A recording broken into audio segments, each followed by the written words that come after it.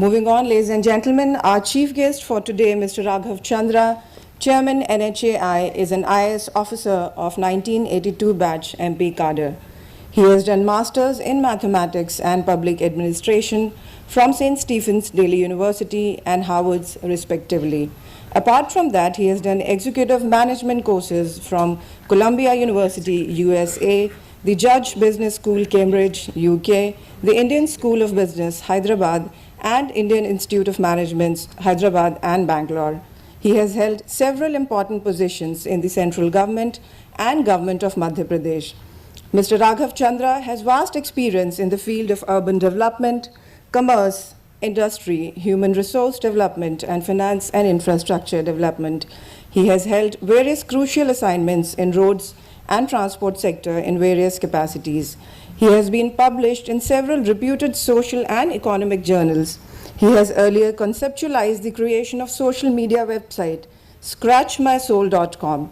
He has recently authored Scent of a Game, a mystery drama that vividly unravels the larger issue of tiger poaching and the need to seek redemption by protecting animal life. It gives me great pleasure to now invite Mr. Raghav Chandra to share his views and address the delegates.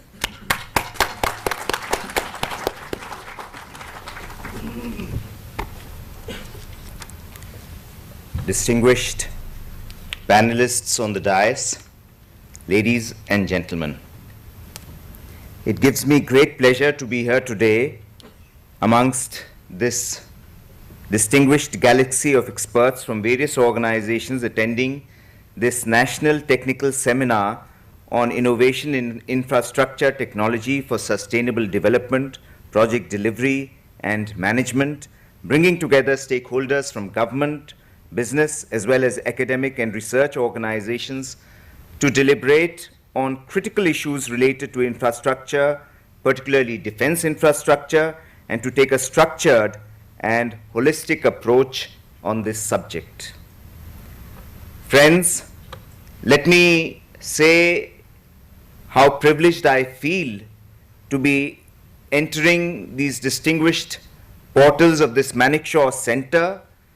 I must say this bears testimony to the competence and capability of the IDSE cadre, which is the foundation of this core. I would also like to compliment the comprehensive coverage on this subject given by the DG Shri A.K. Arora.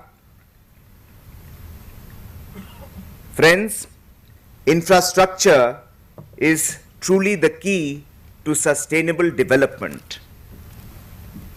Unless we get our infrastructure equation correct, we cannot expect the national economy to grow. We cannot provide comfort to our citizens, and our entire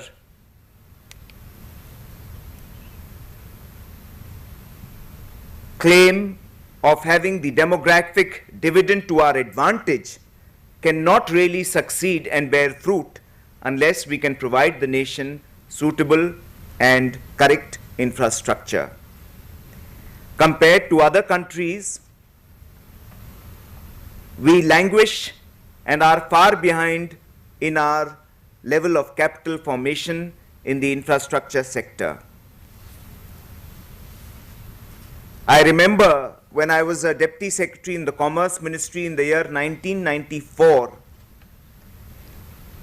and looking after the subject of commerce with East Asia, I remember reading reports which used to come to us from the embassy in China, in reading articles in The Economist magazine, and I was very curiously surprised to note that way back in 1994, The Economist magazine wrote that the total number of boom cranes, which are used for high quality, high-rise buildings, employed in Shanghai alone were equivalent to about 50% of the world's total deployment of boom cranes. So that was the level of advancement that had already been made in one particular country. We as a nation have started our liberalization process only in the year 1991. They started it in 1978, and today we are several years behind. There is a huge catching up. But I know that with the competence and caliber of bodies such as the IDSC, bodies such as the NHAI, bodies such as the railways, together we can make a difference and we can leapfrog, employ new technologies, employ new software, and try and reach to the equivalent level. Friends, talking about the cantonments, and I have been District Magistrate Jabalpur in Madhya Pradesh, which has one of the oldest cantonments in the country. I must say, and this was hinted to by Mr. Arora as well, that we need to change our mindset in how we deal with our cantonments. As a district magistrate, it was a matter of great pride for me that there was at least one part of the city which was absolutely polished, clean, looking modern, where everything looked, civilized and sane, compared to other parts of the city which were relatively more chaotic. But I do recollect having visited the cantonment again after 10 years of having left Jabalpur in the year 2002. I was there in 91, 92, then again I visited in 2002, and I've been visiting again and again. There has been no radical change in the structures in the cantonment area. And I would say that that is because even though several powers of the town planning department are vested with the administrators of the cantonment, they are not being suitably modified. The approach is still very, very fastidious, very antiquated, and the cantonments today, with all the land that they own, lend themselves to tremendous amount of innovation and improvisation. You have the best intrinsic infrastructure in terms of availability of trunk water lines, trunk sewage lines, in terms of availability of electricity, in terms of land. What you really need to do is to just relook at your town planning internal mechanisms to be able to suitably leverage the land that you have to make it a truly modern and smart city. There's no reason why cantonments should not be hot zones with free Wi-Fi for people who live there, where cantonments should not necessarily have the best multiplexes and the best social infrastructure, where cantonments should not have the best educational infrastructure. And at this point, I would like to mention that the quality of Harvard University, where I studied for a year for a master's degree, is not just because of the exceptionally high quality of education there, but also because Harvard University has its own systems and their own relationship with the city of Boston and Cambridge, whereby they are allowed to undertake, within the framework of the law, their own town planning. Unless you can have suitable social infrastructure, you cannot have education which is world class. And likewise, you cannot have cantonments which are truly smart and world class unless you can have your own town planning, unless you can suitably tweak it and you can improvise and innovate to ensure that the comfort that you provide to citizens is of the highest order. Since I'm chairman of the NHAI, you would be curious to know how the highway sector is doing. So let me say in passing that there is a lot of excitement in the highway sector.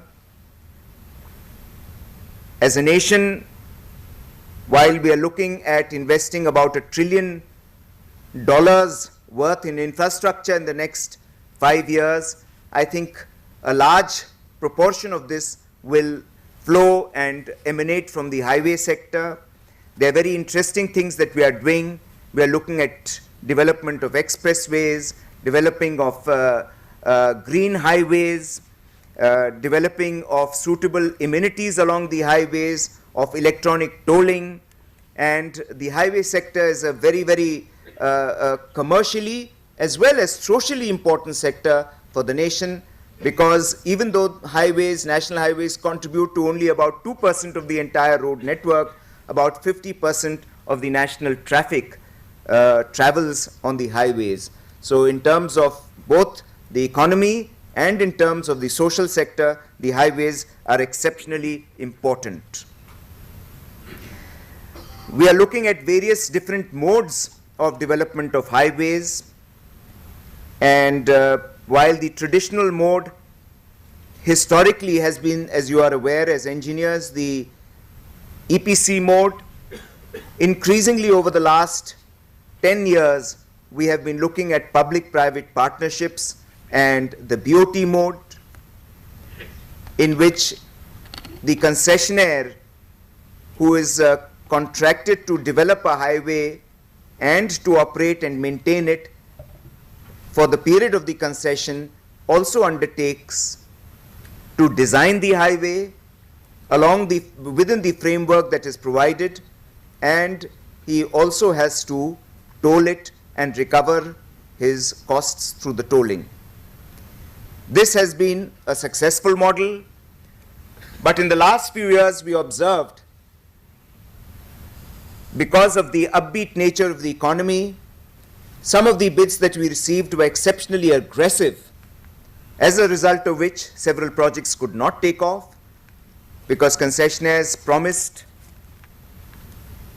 exceptionally high premiums, and in a few cases we observed that the premiums that they were offering as part of the concession to the government were more than the entire cost of construction of the project. So the point being that while we have to safeguard against such aggressive bids, as a nation we will have to devise, and this does not lie within the ambit of merely the NHAI, but as a nation of comprising of distinguished engineers like yourselves, we will have to devise mechanisms whereby we should be able to look beyond L1 and to look at quality and capacity along with financial bids. This is increasingly the thinking, and this was going to find firmer ground, but it needs considerable deliberation and discussion. So now we have started looking at a new approach, which is in addition to the existing models, and only yesterday we had a detailed deliberation on it. That is the hybrid annuity mode of a concession, in which we will give 40% upfront as per various milestones to the concessionaire, and 60% of the cost of construction he will have to put on his own, but he will recover this through annuities for a period of 15 years. These will be biannual annuities, and so on. Lastly, friends, I would like to kind of reiterate that one of the most important things in my limited experience of the infrastructure sector has been how well you structure a project, how well you structure a contract, how well you ensure that it is properly financed and that it will achieve financial closure, because the greatest difficulties that we have when we look at public-private partnership contracts, at EPC contracts, is the financial competence of the contractor, the structuring of the project, the design ab initio, and such issues connected with that. Lastly, I think the entire engineering fraternity has to rededicate itself to ensuring that every project comes up to the expectations of the highest level of ethics, to the highest level of monitoring and evaluation, and to that it is necessary that suitable case studies should be developed. The IDSE, the NHAI, and other such bodies should devote themselves to asking their training institutes to look at specific projects and to create case studies somewhat along the lines of the business case studies which Harvard, Cambridge, and such universities have become adept at doing, to get them suitably published with credit to the authors. They can even get a royalty on that, and these should become part of the curriculum of training new engineers and even established engineers from time to time as part of executive management courses. Once again, I'm extremely delighted to be in this remarkable and august audience, and I would like to close by mentioning how impressed I am by the concept of the Defense Infrastructure Planning and Management Council, and only yesterday I approved becoming a life member of this council. Thank you very much.